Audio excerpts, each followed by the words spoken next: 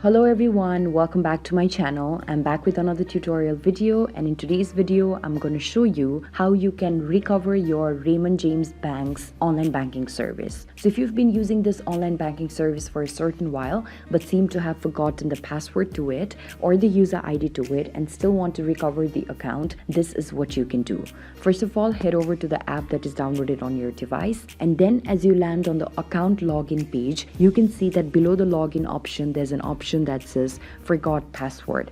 Tap on the forgot password if you've forgotten the password. Tap on the forgot username option if you've forgotten the username. So here I'm going to show you by tapping on the forgot password option.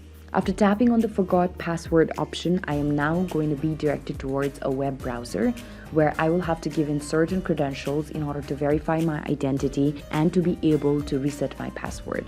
So here for this, what I'll have to do, the first thing is provide my personal information. That includes typing in my username in this section and then typing in my primary email address in this section. After doing this, tap on the submit button.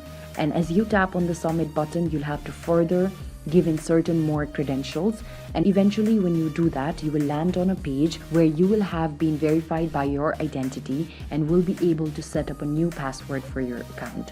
As you set up a new password, by entering the new password and by entering the username, you'll be able to log into your account, which means that your account recovery will have been successful.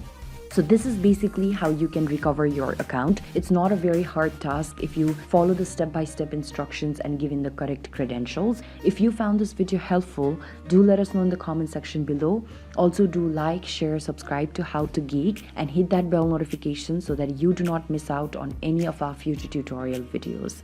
So thank you so much for watching, you guys. I'll see you around next time.